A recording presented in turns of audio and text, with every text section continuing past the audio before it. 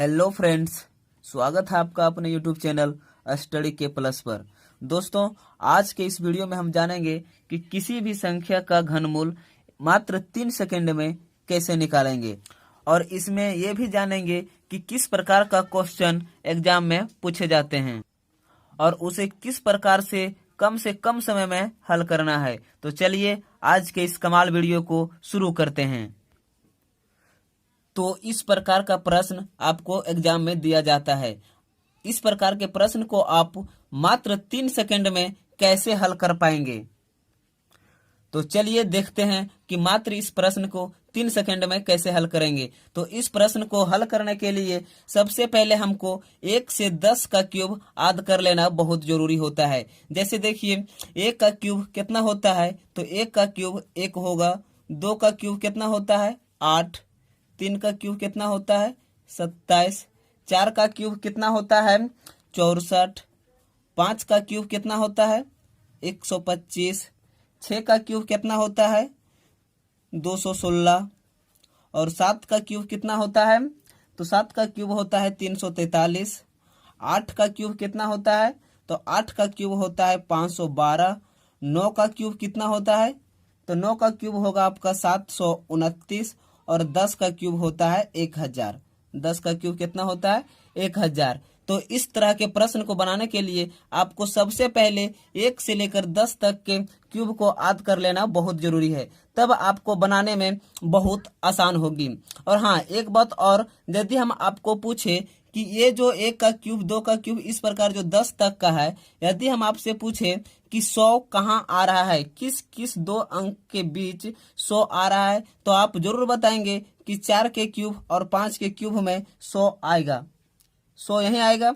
तो चलिए देखते हैं ये प्रश्न हम आपको जो पूछे, इसको हम प्रश्न में कैसे यूज करेंगे, यह प्रश्न हम आपको क्यों पूछे। तो चलिए क्वेश्चन में देखते हैं। तो देखिए इसमें जो पहला प्रश्न दिया हुआ है, उसमें दिया हुआ है कि 39 30 4 का घनमूल क्या होगा। इसका घनमूल क्या होगा। तो सबसे पहले इस प्रकार के प्रश्न को बनाने के लिए आपको राइट साइड से लेफ्ट साइड की ओर 3 अंक को लेना है। कितना लेना है, 3 अंक को लेना है। उसके बाद देखिए ये जो 4 आ रहा है, 4 आ रहा है, उस इसमें से किसके घन में आ रहा है।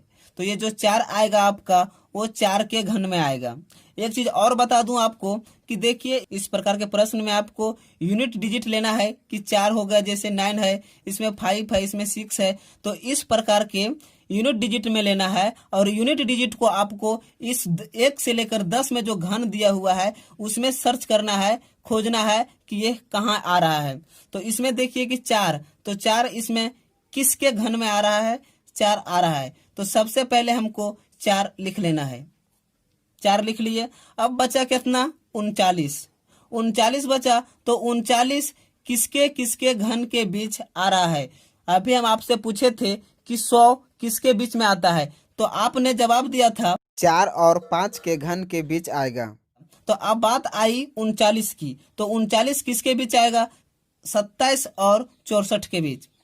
39 किसके बीच आएगा, 27 और 64 के बीच। तो इसमें जो 27 और 64 के बीच में सबसे छोटा कौन है, सबसे छोटा कौन है, 3 का या 4 का। तो सबसे छोटा 3 का क्यूब है, तो इसी के सामने वाला यानी 3 को हमको लिख लेना है।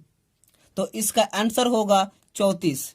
आपको समझाने में इतना टाइम लगा, यदि आप खुद से बनाते तो मात्र 3 सेकंड में बनाते। देखिए नेक्स्ट क्वेश्चन में कैसे बनाएंगे। सबसे पहले आपको देखना है राइट साइड से 3 अंक, 3 अंक ले लिए। अब 3 अंक में देखिए कि जो लास्ट वाला है आपके इकाई अंक में जो है वो कितना है, वो 9 है। तो अब हम देखेंगे कि ये जो 9 है ये किसके क्यूब में आएगा। तो 9 के क्यूब में आता है।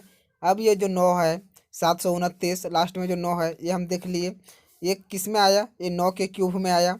अब ये जो 9 है ये हम 9 हम यहाँ लिख लेंगे। अब 9 लिखने के बाद मेरे पास 24 बचा। अब ये जो 24 है वो 2 और 3 के क्यूब के बीच आएगा। 2 का क्यूब 8 होता है और 3 का क्यूब 27 होता है, तो 24 इसी में आएगा। अब इस दोनों में देखेंगे हम कि सबसे छोटा कौन है। तो इसमें सबसे छोटा 2 है, तो 2 को यहाँ लिख लेंगे। अब इस प्रश्न का आंसर 29 हो गया। अब इस प्रश्न का आंसर 29 हो गया। उम्मीद कर रहा हूँ कि वीडियो आपको समझ में आ रहा है। समझ में आ रहा है तो वीडियो को पॉज करके इस प्रश्न का आंसर आप कमेंट बॉक्स में दीजिए। चलिए अब बढ़ते हैं अगला क्वेश्चन की ओर। नेक्स्ट प्रश्न है मेरा 1,75,616 का घनमूल क्या होगा। 1,75,616 का घनमूल क्या होगा। तो देखिए प्रोसेस मेरा वही रहेगा। सबसे पहले राइट साइड से लेफ्ट साइड की ओर 3 डिजिट लेंगे और 3 डिजिट लेने के बाद देखेंगे इसमें जो लास्ट का डिजिट है वो क्या है। तो इसमें लास्ट का जो डिजिट है वो 6 है। अब 6 को देखेंगे इसके घन में आ रहा है, तो जो 6 है 6 के घन में आ रहा है, तो सबसे पहले हम यहाँ 6 लिख लेंगे। अब मेरे पास बच गया 175। अब 175 देखेंगे कि किस दो संख्या के घन के बीच आ रहा है। तो 175 जो है मेरा 5 और 6 के घन के बीच में आ रहा है। देखिए 5 का घन 125 होता है और 6 का घन 216।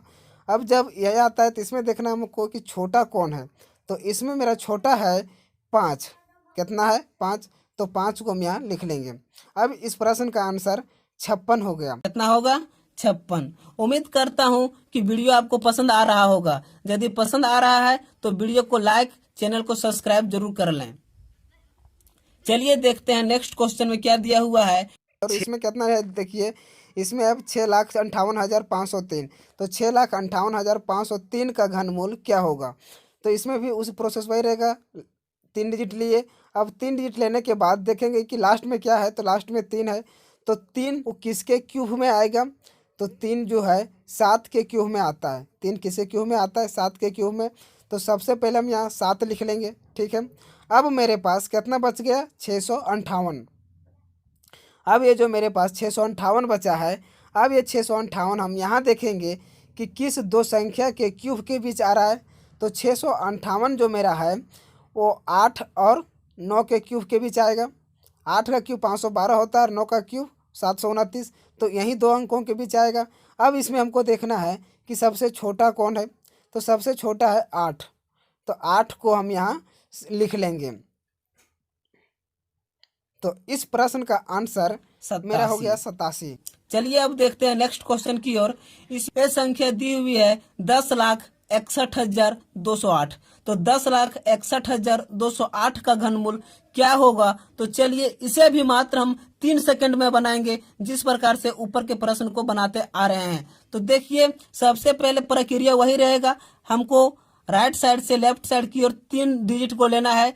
3 डिजिट में देखना है हमको कि 8 जो आ रहा है वो किसके क्यूब में आ रहा है। तो 8 जो है मेरा 2 के क्यूब में आ रहा है। 2 का क्यूब 8 होता है।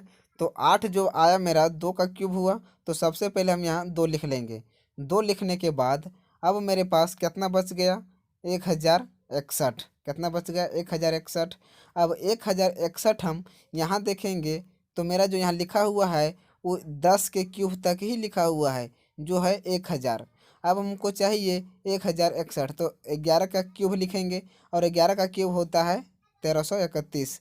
अब जब 1331 हुआ, अब यहाँ देखेंगे हम ये जो 1061 है वो 10 और 11 के क्यूब के बीच आ रहा है, ठीक है। तो सबसे पहले हम इसमें अब देखेंगे कि इसमें छोटा कौन है।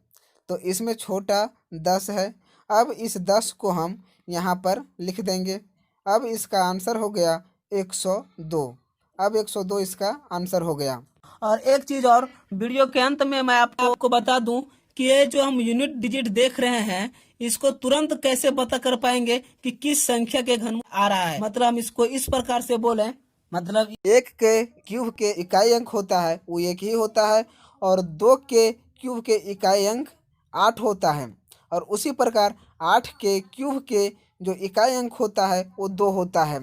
और 3 के क्यूब के इकाई अंक 7 होता है और 7 के क्यूब के इकाई अंक 3 होता है। ये दो चीज़ को आपको याद रखना है कि जब 2 का क्यूब आएगा तो उसके इकाई अंक में 8 होता है और 8 के जब क्यूब आएगा तो उसके इकाई अंक में 2 होता है। उसी प्रकार 3 के क्यूब के इकाई अंक 7 होगा और 7 के क्यूब का इकाई अंक 3 होगा, ठीक है। ये दो चीज़ को याद रखना है। अब इसके बाद आ गया 4। 4 के क्यूब का इकाई अंक 4 होता है। 5 के क्यूब का इकाई अंक 5 होता है। 6 के क्यूब का इकाई अंक 6 होगा। 7 और 8 का तो बता ही दिए। उसी प्रकार जब 9 का आया तो 9 के क्यूब का इकाई अंक 9 होगा और 10 का क्यूब का इकाई अंक 0 होता है। उम्मीद करता हूँ कि वीडियो आपको पसंद आया होगा। वीडियो पसंद आए तो लाइक और चैनल को सब्सक्राइब जरूर कर लें। जय हिंद।